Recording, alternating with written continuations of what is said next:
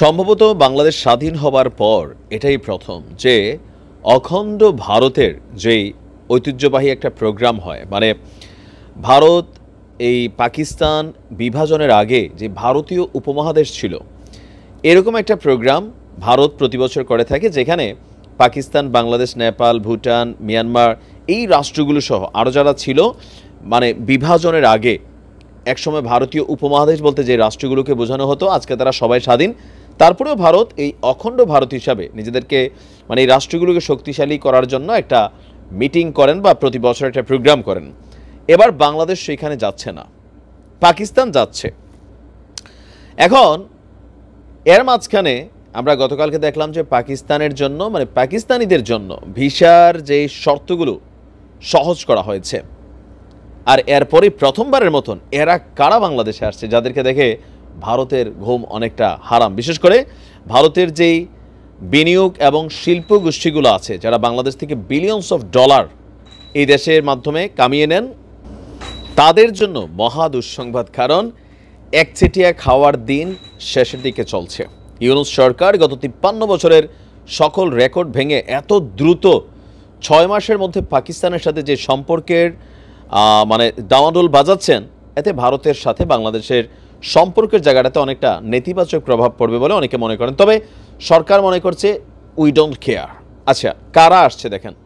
5 দিনের সফরে আপনার ইউনূস সরকার আসার পরে ঢাকায় পাকিস্তানের ব্যবসায়ী প্রতিনিধিদের দলটা এসে পৌঁছেছে। বাংলাদেশের ব্যবসায়ীদের শীর্ষ সংগঠন federation of Bangladesh chambers and commerce and ইন্ডাস্ট্রির আমন্ত্রণে ঢাকা সফরে এসেছে পাকিস্তানের উচ্চ পর্যায়ের একটি ব্যবসায়িক প্রতিনিধি দল। ঢাকার পাকিস্তান হাই কমিশনারের তথ্য বলছে যে ঢাকা এসেছে পাকিস্তানের ব্যবসায়ীদের একটি বড় প্রতিনিধি দল। আর তারা আপনার এখানে প্রায় 30 সদস্য, মানে 30 জন, যারা Pakistan chamber of commerce and industry, বুঝুন তো, chamber of commerce and industry হচ্ছে পৃথিবীর প্রত্যেকটি দেশে আছে। তারা ওই দেশের ব্যবসা বাণিজ্য সহ বৈদেশিক বিনিয়োগ প্লাস পাশাপাশি মানে অন্যান্য দেশের সাথে ব্যবসা বাণিজ্য, আমদানি রপ্তানি, ওই দেশের সরকারের সাথে কমিউনিকেশন, এই কোম্পানিগুলোর মাধ্যমে হয়ে থাকে, মানে এই সেকশনটার মাধ্যমে। তো পাকিস্তানের সেই সেকশনটাই বাংলাদেশে আসছেন 30 জন সদস্য। তারা 5 দিন আপনার ঢাকাতে থাকবেন। আর নেতৃত্বে আছেন এফপিসিসিআই এর সভাপতি আতিফ ইকরাম শেখ। পাকিস্তানের ব্যবসায়ী প্রতিনিধি দলের ঢাকা সফরে দুই দেশের বাণিজ্য সংস্থার মধ্যে সমঝোতা স্মারক সই হতে পারে। বিশেষ করে চাল আমদানি নিয়ে আলোচনা হতে পারে। কে জানে বলছিল ভারতের থাকবে না, আর বাংলাদেশ থাকবে না, না খেয়ে মরবে। হ্যাঁ, দেখছো চালের বিকল্প কই থেকে আসে।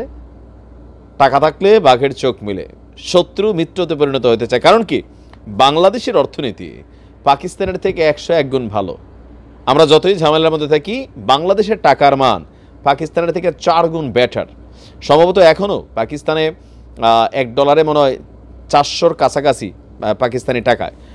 আচ্ছা, তো বলা হচ্ছে যে এই সফরকালে প্রধান উপদেষ্টা ডক্টর মোহাম্মদ ইউনূস, বাংলাদেশ বিনিয়োগ উন্নয়ন কর্তৃপক্ষের চেয়ারম্যান চৌধুরী আশিক মাহমুদ বিন হারুন এবং রপ্তানি উন্নয়ন ব্যুরোর ভাইস চেয়ারম্যান আনোয়ার হোসেনের সঙ্গে সাক্ষাৎ করবে এই প্রতিনিধি দলটি, দুই দেশের মধ্যে ব্যবসা বাণিজ্য, লেনদেন, আরও অনেক কিছু বৃহৎ আকারে করার জন্য। কারণ ব্যবসায়ীদের জন্য এটা হচ্ছে ভাই মৌসুম। কেন মৌসুম? বিশেষ করে পাকিস্তানি ব্যবসায়ীদের জন্য। বাংলাদেশে এমনিতেই পাকিস্তানের অনেক পোশাক আশাক, পণ্য ইত্যাদি কিন্তু ঢুকে, ঠিক আছে। তো এতদিন এটা একটা লিমিটেশনে ছিল দুই দেশের মধ্যে আভ্যন্তরীণ দ্বন্দ্বের কারণে।